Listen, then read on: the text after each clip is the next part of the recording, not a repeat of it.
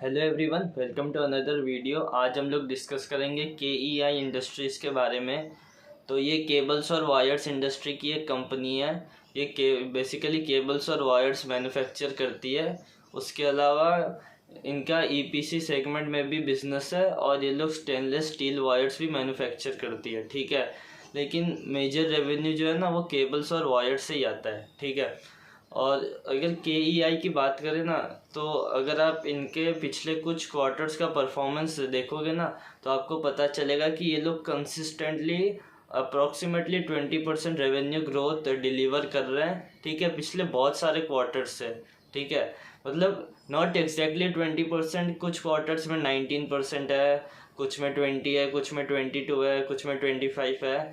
मतलब अगर आप एक रेंज पकड़ो ना, तो अराउंड 20% रेवेन्यू ग्रोथ तो ये लोग डिलीवर कर ही रहे हैं over the past few quarters. और उसके अलावा FY27 में भी इनका गाइडेंस है कि ये लोग अपने रेवेन्यू को ग्रो करेंगे बाय अराउंड 20% ओनली, ठीक है। और Q4 FY26 में जो है इनका margins, I am talking about EBITDA margins, ये जो है ना 0.6% से इम्प्रूव करें। इस बार ये लोग अराउंड 12.2% के आसपास इनका EBITDA मार्जिन्स था, ठीक है। और एक प्रॉब्लम ये थी बिजनेस में कि इनका वॉल्यूम ग्रोथ इस बार ज़्यादा नहीं था, ठीक है। Around 2% was volume growth only. तो अगर 20% रेवेन्यू ग्रोथ आया है तो 2% वॉल्यूम ग्रोथ है, बाकी का 18% जो है वो प्राइस ग्रोथ है, ठीक है। तो 2% वॉल्यूम ग्रोथ ये इसीलिए हुआ क्योंकि अभी बिजनेस का जो प्रोडक्शन और मैन्युफैक्चरिंग प्लांट्स है ना, वो पीक यूटिलाइजेशन पर चल रहा है। मतलब अब इससे ज़्यादा वो प्लांट्स मैन्युफैक्चर ही नहीं कर पा रहे हैं, तो ऑब्वियसली वॉल्यूम ग्रोथ आएगा ही नहीं, ठीक है। मतलब 2% आया है वो ठीक है। अब फ्यूचर कैपेक्स की बात करें ना, तो इनका गाइडेंस है कि ये हर साल 600 से 700 करोड़ रुपए कैपिटल एक्सपेंडिचर पर लगाएंगे, ठीक है, जिससे इनका ज़्यादा यूनिट्स मैन्युफैक्चर होगा और इनका वॉल्यूम भी ग्रो करेगा। तो इनका वॉल्यूम ग्रोथ का गाइडेंस है अराउंड 18%, ठीक है। तो 18% वॉल्यूम ग्रोथ का गाइडेंस है।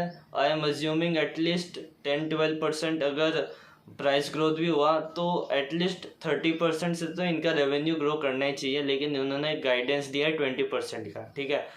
वॉट एवर जो इन्होंने केपेक्स करा है ना, 600-700 करोड़ का इनका गाइडेंस है, जो कि आई थिंक थोड़ा सा कम है, क्योंकि इन्होंने कहा है कि ये केबल्स एंड वायर सेक्टर में फ्यूचर में बहुत डिमांड आएगी, प्राइमरीली फ्रॉम पावर सेक्टर, फिर आपका रियल इस्टेट सेक्टर।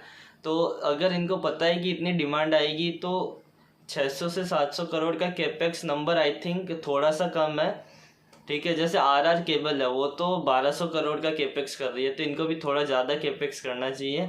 इनका प्रॉब्लम ये है ना कि ये लोग एक डेट फ्री कंपनी रहना चाहते हैं, ठीक है। मतलब ये लोग डेट उठाना नहीं चाहते, तो जो भी केपेक्स ये लोग फ्यूचर में करेंगे वो इक्विटी कैपिटल से ही फंड होगा, ठीक है। अब प्रमोटर्स जो है वो अपने घर से तो पैसा इतना लाएंगे नहीं, तो जो प्रॉफिट्स होगा उसी को बिजनेस में री इन्वेस्ट करेंगे।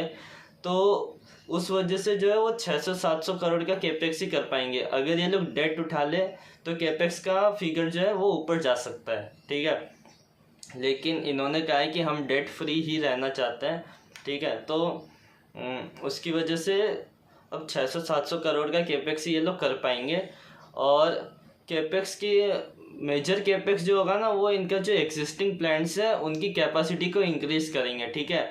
मतलब न्यू प्लांट्स भी सेटअप करेंगे, लेकिन major capex will be in the capacity expansion of existing plants, ठीक है। तो जो प्लांट्स में लोग कैपेसिटी एक्सपेंड करेंगे, वो एक्सपेक्टेड है कि Q3 या Q4 ऑफ FY27 तक फुल्ली एक्सपेंड हो पाएगा। मतलब एक साल पूरा इनका लग जाएगा इसी कैपेसिटी को एक्सपेंड करने में, ठीक है। तो आई थिंक उसी वजह से इन्होंने 20% रेवेन्यू ग्रोथ का गाइडेंस दिया है। तो अगर बाय चांस इनका जो कैपेसिटी एक्सपेंशन है वो पहले हो जाए, तो रेवेन्यू में भी 20-25% से ग्रो कर जाए। बाकी तो ये 20% से ही ग्रो करेंगे।